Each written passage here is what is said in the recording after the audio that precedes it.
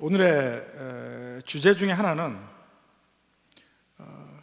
예수 믿는 사람은 누구나 고난을 받는다는 겁니다. 예수 믿는 사람은 누구나. 우리는 예수님이 십자가에 못 박히시고 천국 가신 이후로 우리는 삼중적 생활을 하고 있습니다. 우리는 지금 우리의 감각으로는 이 땅에서, 아직 죄악이 있는 이 땅에서 우리가 살고 있지만, 또 다른 면에서는 이미 우리는 천국에서의 삶을 사는 우리 하늘의 백성입니다. 이 천국의 새 예루살렘 성의 시민들입니다. 계속해서 오늘 성경 말씀에도 그런 말씀들이 있습니다. 예를 들어서 갈라디아서 4장 26절 보면, 오직 위에 있는 예루살렘은 자유자니 곧 우리 어머니라. 하늘에 예루살렘이 있다는 얘기를 하죠. 위에 있는 예루살렘. 자, 히브리서 12장 22절에 보면, 그러나 너희가 이른 곳은 이미 이르렀다는 거예요. 이를 곳이 아니에요. 이른 곳은 시온산과 살아계신 하나님의 도성인 하늘의 예루살렘과 천만 천사와 이 새 예루살렘에 이미 우리가 이르렀다, 이렇게 표현을 합니다. 근데 이 새 예루살렘은 하나님의 도성임에도 불구하고 거기에는 갈등과 분쟁이 있습니다. 하나님이 계시고 하나님의 백성이 있고 하나님이 세운 왕이 있고 이럴 때 끊임없이 대적들이 그 하나님이 세운 왕을 넘어뜨리려 하고 공격하고 그 백성들을 공격을 합니다. 그 하나님에 대한 적개감을 그 왕과 백성들에게 표현을 한다고 할 수 있습니다. 그 하늘의 예루살렘의 모형, 이 땅에서의 모형이 이 땅의 예루살렘입니다. 그래서 이 사무엘하 상하 보면, 자, 하나님이 세운 왕 다윗 왕이 나오죠. 하나님이 세운 그 예루살렘, 하늘의 예루살렘의 지상적 표현, 이게 지상에 있는 예루살렘입니다. 하나님의 도성, 다윗의 도성. 근데 그 하늘에서도 하나님을 대적하는 존재들이 그 적대감을 드러내기도 하고, 이 땅에서도 에덴 동산 이후부터 끊임없이 하나님이 세운 왕, 하나님이 세운 백성들을 공격하고 적대감을 드러냅니다. 계속해서 하나님께 불순종하고 반항하는 면이 그렇게 표현이 됩니다.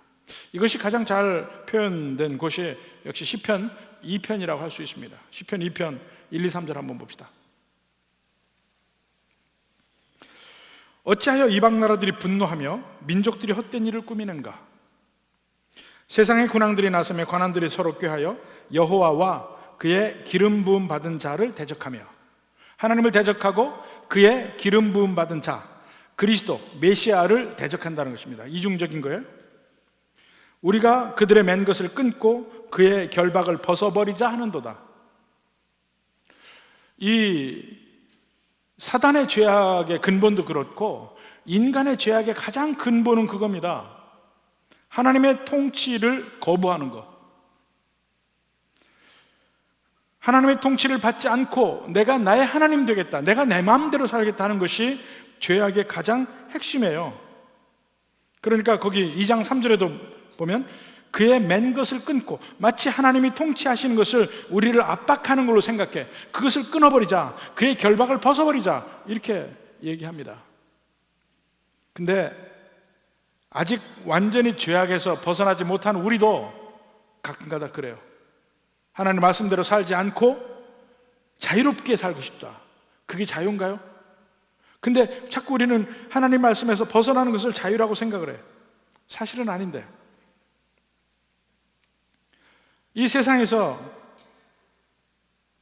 모든 하나님을 대적하는 세력들이 하나님을 대적하고 그의 왕을 대적하고 그의 하나님의 백성들을 대적하고 그렇게 하다 보니까 하나님이 세운 왕도 고난을 당하고 하나님의 백성들도 고난을 당하고, 필연이에요, 필연. 이게 사무엘 상하에서도 다윗이 끊임없이 고난을 당하고 그의 백성들도 끊임없이 침입을 당합니다. 여기서는 그 불구대천의 원수는 블레셋으로 나오고 있습니다. 근데 그것이 그 다음에 가면 아시리아도 나오고 바벨론도 나오고 계속해서 나오죠. 그리고 그 클라이맥스에는 예수님이 고난을 당하고 마침내 십자가에 못 박혀 죽으시는 일이 그 클라이맥스입니다. 사도행전 4장 27절 28절 봅시다. 과연 헤롯과 본디오 빌라도는 이방인과 이스라엘 백성과 합세하여 하나님께서 기름 부으신 거룩한 종 예수를 거슬러 하나님이 권능과 뜻대로 이루려고 예정하신 그것을 행하려고 이 성에 모였나이다. 그들은 열심히 대적을 하는데 결국 하나님을 대적하고 하나님이 세운 왕 예수 그리스도를 죽이려고 하는 그 모든 일이 결국은 자기들은 대적하기 위해서 한 일인데 나중에 보면 그것이 하나님의 위대하신 경륜 속에서 흘러가는 역사의 흐름이었다는 것입니다. 하나님의 권능과 그 뜻을 이루려고 예정하신 그것이라 이겁니다.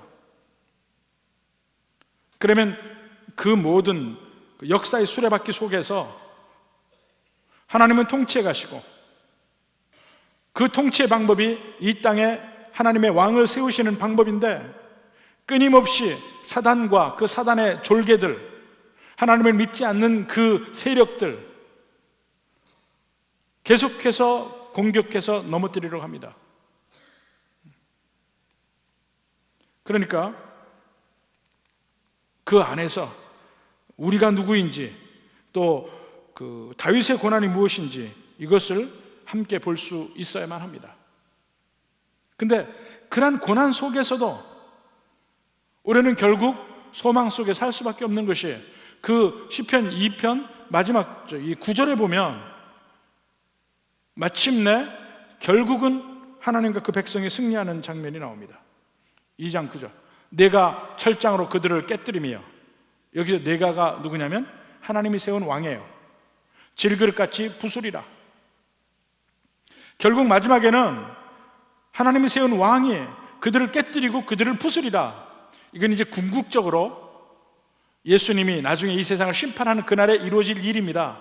그런데 그것뿐만 아니고 이 세상에서 하나님이 세우신 왕도 바로 그런 일을 하는 겁니다. 그래서 사무엘 하의 모든 그 내용이 결국은 바로 이러한 면을 작은 스케일에서 이 성경 전체가 아니고 그 다윗 왕 시대의 작은 스케일 속에서 그것이 이루어지는 것을 보여주고 있어요. 자, 이제 이 지상적 표현으로 드디어 다윗이 이 지상에 예루살렘을 세웁니다. 시온산에 예루살렘을 세워요. 그때 일어난 일이 지금 오늘 읽은 본문의 말씀이에요. 17절에서 25절까지. 자, 다윗이 사무엘상에서는 계속해서 블레셋이 나옵니다. 근데 이상하게 다윗이 헤브론에서 7년 반 동안 통치하는 그때는 블레셋 이야기가 전혀 없어요. 드디어 다윗이 온 이스라엘의 왕이 됐을 때 블레셋이 다윗을 치러 올라옵니다. 이 블레셋은 원래 가나안 사람들이 아니에요. 원래 가나안 사람들이 아닙니다. 그 전에 나왔던 가나안 사람, 아말렉 사람, 이 사람들하고는 전혀 다른 종족이에요. 이 블레셋은 어쩌면은 이 셈족도 아닐 가능성도 많아요. 이 역사적으로 보면은 소위 해양에서 온 그 일단의 민족이 애굽을 쳐들어왔다가 다시 북쪽으로 올라와서 정착하여서 사는데 그 사람의 종족 이름이 블레셋이고 그들이 사는 땅을 블레셋 땅이라고 합니다. 그게 지금의 가나안 땅에서 해안 지방이에요. 지금으로 말하면 이제 한번 지도를 한번 보입시다. 지도.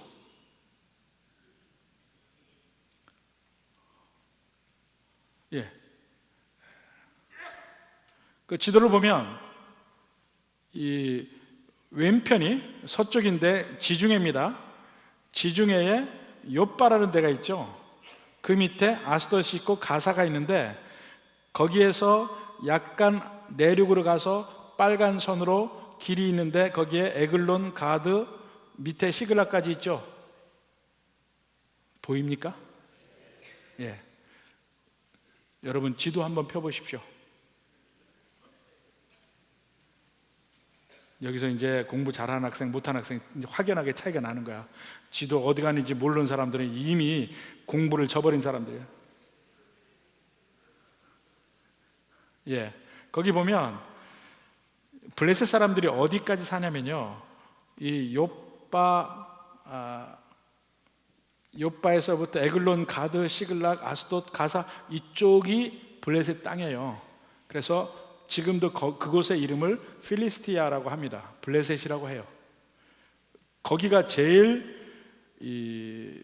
땅도 비옥하고 철병거도 다닐 수 있고 아주 발달된 문화로서 그 가나안에 블레셋 사람들이 쳐들어와서 사는 곳이 바로 이 블레셋 땅입니다. 근데 그 전에는 나오지 않다가 이제 그 사무엘상에서부터 나와요. 사무엘상 제일 앞에 보면 이스라엘을 무찌르고 법궤를 탈취하고 결국 그것 때문에 제사장 엘리 가족이 다 이 죽음을 맞게 되는 그러한 일들이 전부 블레셋 사람들 때문에 벌어지는 거예요. 그들이 쳐들어왔을 때 사울이 막질 못합니다. 오히려 블레셋이 쳐들어올 때 그 마음이 급해서 결국 사울이 불순종하게 되고, 또 블레셋이 또 쳐들어올 때는 그 앞에 가드 사람 골리앗을 내세웠죠. 이때는 다윗이 골리앗을 죽이고 그들을 패퇴시킵니다. 다윗이 그들을 향해서 승승장구했지만 사울이 계속 다윗을 군박하는 바람에 결국 다윗이 심지어는 블레셋까지 도망가는 일까지 벌어지게 되지만 결국 마지막에는 블레셋이 사울을 죽입니다. 물론 그때는 다윗은 그 사울의 죽음과는 관계가 없는 걸 쭉 볼 수 있지만은, 그래서 사무엘상에 보면 블레셋이 계속 나와요. 이스라엘의 가장 큰 대적으로 나옵니다. 사무엘 하하 들어서는 지금 처음 나와요. 다윗이 온 이스라엘의 왕이 되었을 때 비로소 처음 나오기 시작해요. 자, 이제 17절부터 봅니다. 이스라엘이 다윗에게 기름을 부어 이스라엘 왕으로 삼았다함을 블레셋 사람이 듣고 블레셋 사람들이 다윗을 찾으러 다 올라왔다 그랬습니다. 블레셋 사람들이 들은 게 뭡니까? 다윗이 왕이 되었다. 근데 블레셋 사람들의 뇌리에는 다윗은요 엄청난 장군입니다. 사울에게 쫓기기 전까지만 해도 다윗은 나갈 때마다 전쟁에서 다 승리했어요. 사울보다 훨씬 더 유능한 장군이었습니다. 근데 그가 이스라엘의 왕이 되었다. 이거 큰일 날 일이에요. 그들에게는 안 좋은 소식이에요. 이스라엘 백성들에게는 드디어 기쁨의 소식입니다. 드디어 하나님께서 택하신 그가 드디어 왕이 되었다. 온 이스라엘에게는 기쁨의 소식이고 블레셋에게는 분노의 소식이 되는 겁니다. 예수님이 이 땅에 오셔서 우리를 위해서 십자가에 못 박혀 죽으신 일, 예수 믿는 사람들에게는 기쁨의 소식이고 믿지 않는 사람에게는 심판이 확정됨을 보여주는 그러한 소식입니다. 같은 소식이라 할지라도.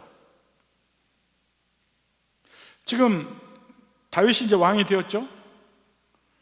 그리고 이제 바로 그 앞에 보면 여부스 사람이 살던 땅을, 시온산을 다윗이 차지하는 장면이 나오는데 그게 거의 동시대에 일어나지 않았을까. 지금 블레셋이 쳐들어오는 것과 그렇게 생각을 합니다. 왜냐하면 여기 보면 블레셋 사람들이 다윗을 찾으러, 다윗이 어디 있는지 찾으러 와요. 근데 다윗은 예루살렘에 가잖아요. 시온산에서 그 다윗 성을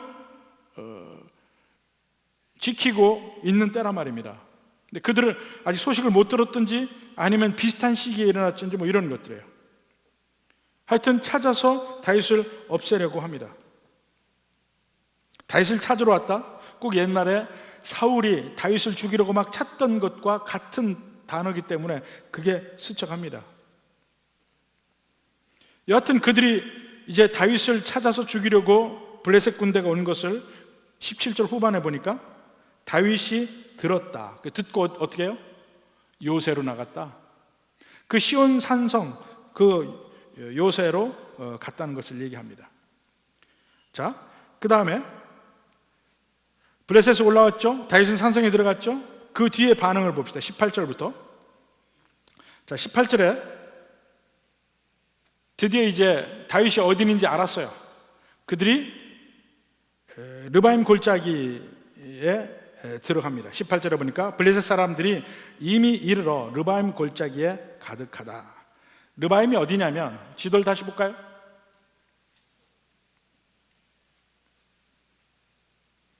예, 조금 예루살렘 쪽을 확대를 했으면 좋겠는데 그게 되겠습니까? 예, 안 되는가 보네. 불을 끄는 거 보니까. 예, 거기 보면 예루살렘이 가운데 보이죠? 그리고 그 밑에 베들레헴이 있죠. 그 가운데 밑에 헤브론, 베들레헴, 예루살렘으로 해서 세겜까지가 이게 족장로입니다. 창세기에 주로 아브라함과 이삭과 야곱이 오르락 내리락 하며 살았던 곳이에요. 족장로. 이거는 산길이에요. 산 위의 길입니다. 이 가나안 땅도 마치 우리나라하고 비슷하게 생겼어요.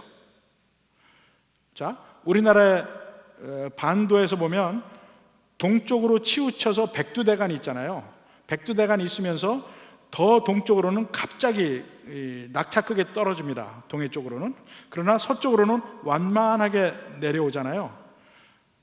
이스라엘이 꼭 그렇게 생겼어요. 지금 족장로 있는 쪽이 가파르게 올라가 있는 데입니다. 해발 1000m 정도 올라가 있는 곳이에요. 그러면서 사해바다 쪽으로는 갑자기 떨어집니다. 그리고 지중해 쪽으로는 완만하게, 그래도 이제 상대적으로 완만하게 내려가요. 그 완만하게 내려가는 곳을 그 에글론 가드 그쪽을 이 샤펠라로 해서 구릉지대라고 이야기를 합니다. 근데 제일 높은 쪽에 산 위에 산지거든요. 하르라고 하는 산지인데 헤브론에서부터 세겜까지가 산지예요. 산 꼭대기 위에 돌이 많고 살기도 힘든데 그 위에 평평해서 이스라엘 사람들이 거기서 살아요. 한국식으로 얘기하면 저기가 강원도예요. 강원도. 거기서 살고 상대적으로 평야도 있고 기름지고 많은 때는 블레셋 사람들이 살고. 근데 쳐들어와서 어디로 가냐면 여기 르바임 골짜기라 했잖아요. 르바임 골짜기 어디냐면 지도에는 안 나오지만 예루살렘에서 베들레헴 사이에 그쪽에 있는 게, 거기서 약간 서쪽에 있는 게 르바임 골짜기예요. 거기로 모였어요. 그러니까 다윗이 예루살렘에 있는 것을 치는데 원래 근거지가 헤브론이었잖아요. 남쪽에. 그 헤브론과의 길을 끊어놓고 지금 예루살렘을 치려고 하는 것이 르바임 골짜기입니다. 참고로 르바임이란 말은 거인이라는 뜻이에요. 거인, 자이언트라는 뜻인데 꼭 마치 그 골리앗을 연상하게 하는 거인의 계곡 뭐 이런 겁니다.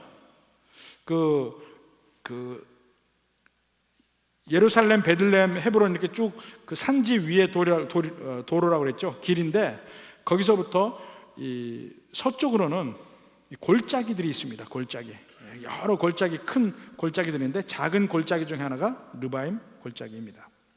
자, 거기에서 이제 다윗을 치려고 입에 목에 딱 칼을 갖다 댄 거하고 비슷해요. 지리적으로. 그때 다윗이 어떻게 하냐면 19절부터 봅시다.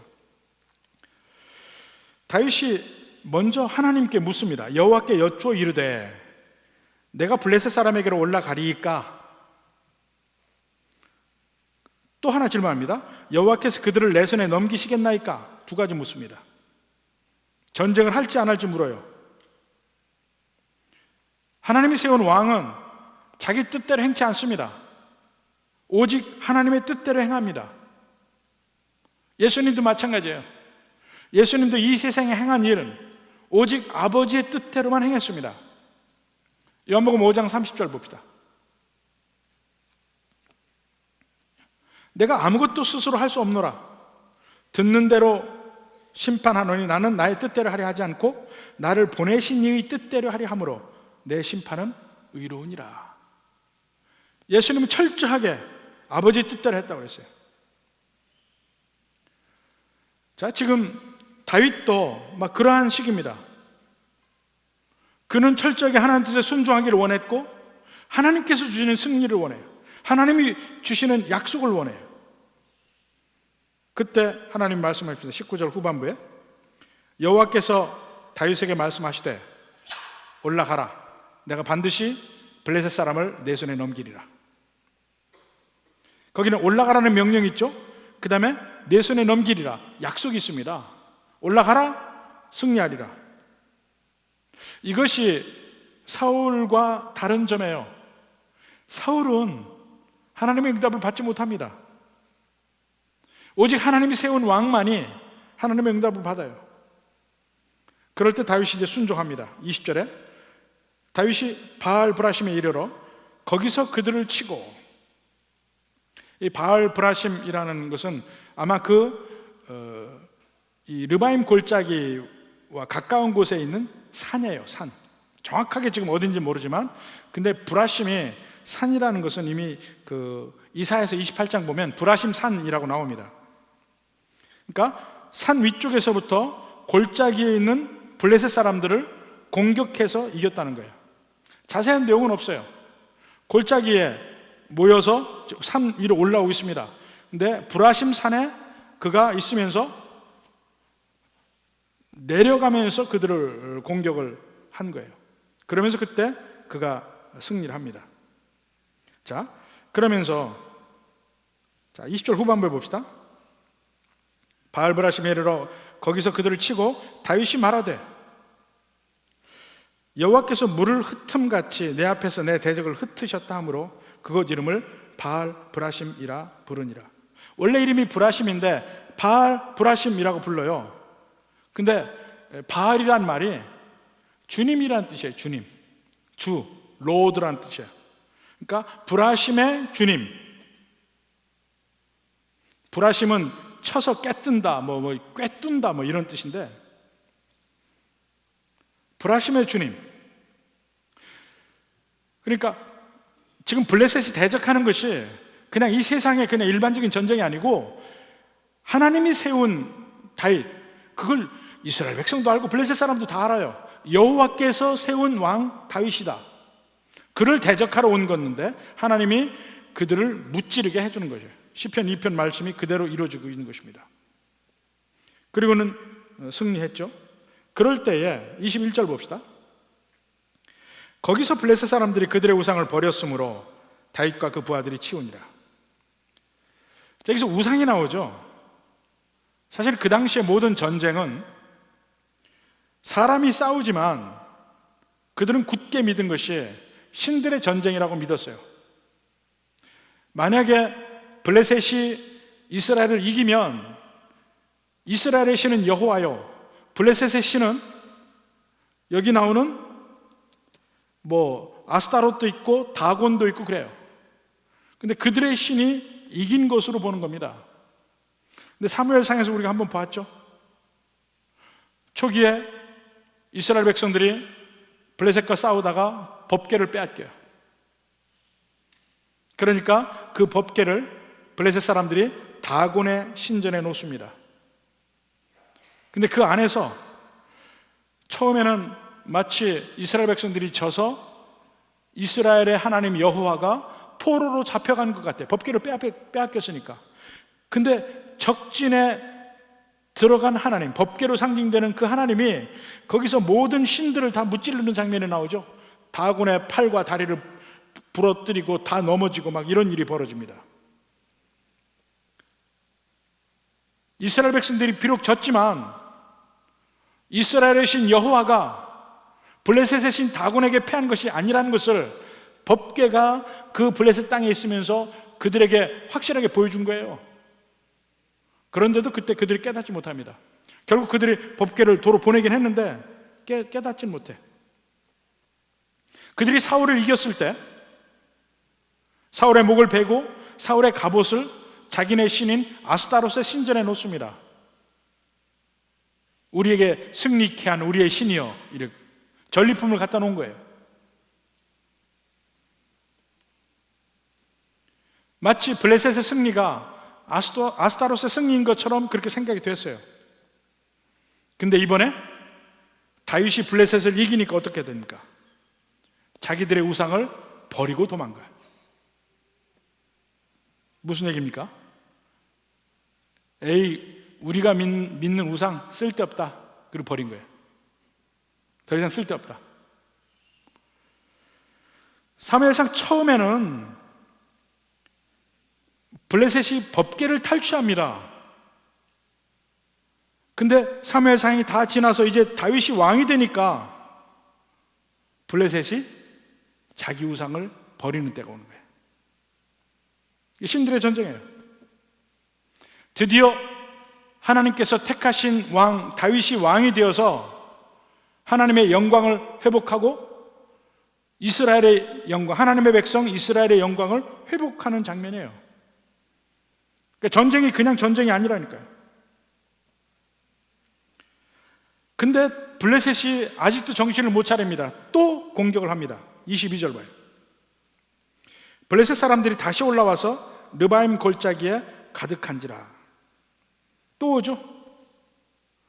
18절과 22절이 똑같죠. 다시 왔어요. 근데 이번에는 훨씬 더 많은 이 군대가 올라온 것 같아요. 그들의 행동이나 그들의 전략이나 그들의 의도나 하나도 안 바뀌었어요. 다시 르바임에 모여 예루살렘을 공격하려고, 다윗이 있는 곳 공격하려고. 다시 이때 다윗이 여호와께 묻습니다. 이제 두 번째 전쟁이죠. 23절 보십시오. 다윗이 여호와께 여쭈니 이르시되 올라가지 말고 그들 뒤로 돌아서 뽕나무 숲을 맞은편으로 그들을 기습하다. 아까 첫 번째 전쟁에서 뭐라고 했습니까? 올라가라 그랬어요. 올라가라. 근데 여기서는 올라가지 마라. 그들 뒤로 돌아서 뽕나무 숲을 맞은편에서 그들을 기습하라. 이 뽕나무가요, 그 아랍의 뽕나무가 상당히 큽니다. 상당히 커요. 이번에 우즈벡 가서도 보니까 천지가 뽕나무예요. 실크로드라는 게 중국의 실크 가져가는 뿐만 아니고 거기도 실크로드 선상에도 전부 비단을 만들었어요. 근데 비단이 어디서 나옵니까? 누에에서 나오죠. 누에가 뭘 먹고 삽니까? 뽕나무예요. 뽕잎. 뽕나무들이 엄청 커요. 근데 이때도 지금 뽕나무 숲이 있는 거예요. 엄청 큰 뽕나무 숲이 있는데, 자, 이제는 올라가지 말고 뒤로 돌아서 숲을 맞은편에서 기습을 하라 이렇게 나와요. 그러면서 24절에 뭐라 합니까? 뽕나무 꼭대기에서 걸음 걷는 소리가 들리거든 꼭 공격하라. 다윗이 같은 질문했는데 답이 달랐습니다. 올라가지 말고 그들 뒤로 돌아가라 그랬어요. 어쩌면 이때는 처음보다 훨씬 더 많은 대적이 있어서 다윗의 군대로는 정면으로 부딪히면 수적으로 열세인 것 같아요. 그래서 뒤에서 기습 공격을 하는 작전으로 하는데 그 모든 작전을 하나님이 주시는 거예요. 직접 하나님이 싸우시는 싸움이, 하나님이 진두지휘하는 싸움이 된 겁니다. 자, 근데 그 공격 신호가 뭐냐면 뽕나무 꼭대기에서 걸음 걷는 소리가 들리거든. 무슨 걸음 소리일까요? 뽕나무가 굉장히 큽니다. 2m, 3m 이렇게 올라가요. 근데 그 위에서 걸음 걷는 소리가 들리거든. 하늘을 쳐다보고 있어요. 하늘에서 걸음 걷는 소리가 들린 겁니다. 그들의 눈에 보이지 않지만 거기에 하나님의 군대가 있다는 얘기예요. 그때에 24절 후반부 보세요. 여호와가 너보다 앞서 나아가서 블레셋 군대를 치리라. 하나님의 군대가 나가는 겁니다. 하늘에서 지금 하나님의 군대가 행진하고 있어요. 그 걸음소리가 들리는 거야.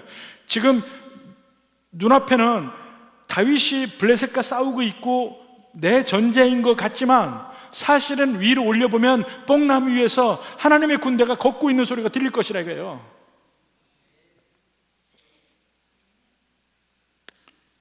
근데 이게 재밌는 게 여기 나오는 그 말의 이 문장이 처음에 이스라엘 백성들이 사무엘을 찾아가서 왕을 구할 때 한 말이 거기 다 있어요. 왕을 구할 때 한 말이. 자, 사무엘상 8장 20절 봅시다. 거 보니까 우리도 다른 나라들과 같이 되어 우리의 왕이 우리를 다스리며, 그 다음에 우리 앞에 나가서 우리의 싸움을 싸워야 할 것이니라. 우리 앞에 나가서 우리의 싸움을 싸워야, 그런 왕을 이스라엘 백성들이 원해요. 근데 오늘 24장에 봐요. 24장에 이 4절에 무슨 말? 여호와가 앞서 나가서 블레셋 군대와 싸워요. 이스라엘이 원한 왕이 그런 왕이었어요. 근데 하나님께 순종하기만 하면 그런 왕 내가 줄 뿐 아니라 내가 더 앞서간다 이거예요. 하나님이 더 좋은 일이죠. 인간 왕보다 더 좋은 게 하나님의 군대를 데리고 앞서가서 싸우는 것이 제일 좋은 일이지. 이스라엘 백성들이, 아니면 그 다윗이 하나님께 순종할 때 이런 일이 벌어진단 말입니다. 그러면서 승리해요. 25절, 이에 다윗이 여호와의 명령대로 행하여 블레셋 사람을 쳐서 게바에서 게셀까지 이르니라. 게바에서 게셀까지 어딘지 또 봐야죠. 지도를 한번 봅시다. 지도. 예. 지도를 버린 사람은 땅을 치고 후회할. 좀 키우십시오. 키워요. 예. 왜 작아졌지? 좀 키워주세요. 예. 거기 보면 게바가 어디냐면요, 게바가 예루살렘의 북쪽에 보면 기브아가 있고 그 위에 라마라고 있죠. 라마 바로 오른쪽에 게바라는 데가 있습니다. 그러니까 예루살렘에서 북쪽으로 한 10km 정도 떨어진 데가 라마 옆에, 기브아보다 위쪽에 게바라는 데가 있어요. 그러니까 지금 블레셋 백성들은 예루살렘보다 남쪽, 기브온 약간 아래쪽에서 그 르바임 골짜기에서 치고 올라왔는데 훨씬 북쪽까지 다윗이 물리쳐서 이겨서 올라간 것이고, 라마까지 올라간 거예요. 게바. 그 다음에 게셀은 어디냐면, 게셀은 왼쪽으로 가서 보면 에글론이라고 있죠. 가드 위에 에글론. 에글론에서 바로 오른쪽에 있는 게 게셀이에요. 에글론 바로 오른쪽. 그러니까 에글론이라는 글씨에 에자 있는 데쯤 되는 게 거기에 게셀이 있어요. 그러니까 예루살렘에서 서쪽으로 한 30km 정도입니다. 거기가. 여기면요 완전히 블레셋 진영 깊숙하게 들어간 거예요. 블레셋의 가장 핵심이 에글론, 가드, 그 위에 아벡 이쪽이거든요. 에글론, 가드 쪽이에요. 그 밑에 아스돗이 있고. 근데 여기까지 다윗이 쳐들어간 거예요. 그러니까 예루살렘 근처까지 블레셋이 왔었는데, 르바임 골짜기에 그들을 오히려 쳐서 공격해서 땅을 어디까지 차지하느냐, 거의 에글론 근처까지 다 차지해. 북쪽으로는 라마까지. 사실 사사기 보면요, 이스라엘 백성들은 정말 초라합니다. 강원도 땅에서 별로 먹고 살 것이 없는 그런 데서 살아요. 좀 기름진 땅에 내려가다가는 블레셋 사람들에게 당하니까 못 내려가고 위에 살았는데, 이제는 다윗, 하나님이 택한 왕이 세워지니까 블레셋 사람의 땅까지 이제 내려갈 수 있게 된 거야. 나중에는 완전히 블레셋을 멸망시키고 없애고, 더 이상 사무엘하가 넘어간 뒤에는 블레셋이 안 나옵니다. 그렇게 그 사무엘 시대, 그러니까 사울과 다윗 시대에 그 이스라엘의 대적의 가장 대표가 블레셋인데, 끊임없이 그들과 싸우면서 점점 그들을 물리쳐가는 장면이에요. 이것이 마치 우리 개인의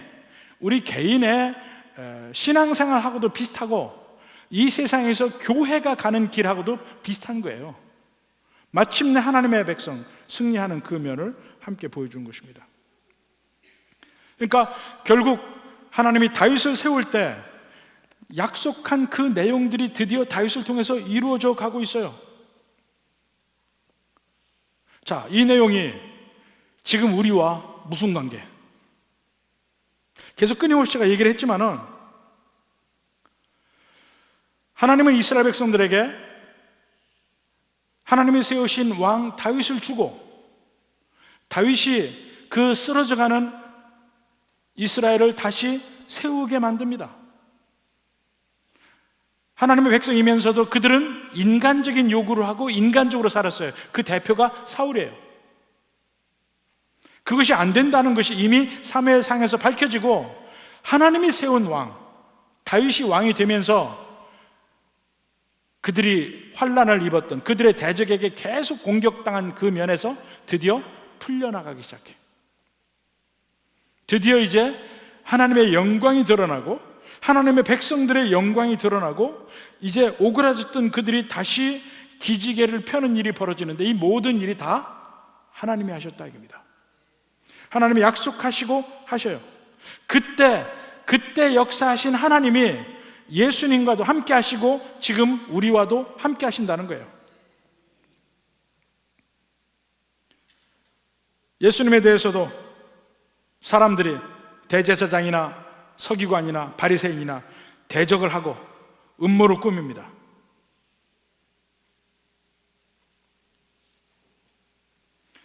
그 다윗 왕이 세워지니까 바로 그들이 공격하지만 다윗이 승리하죠. 근데 승리하는 내용을 보면 다윗은 그저 하나님 뜻에 순종하고 있을 뿐이고 실제 싸우시는 이는 하나님이에요.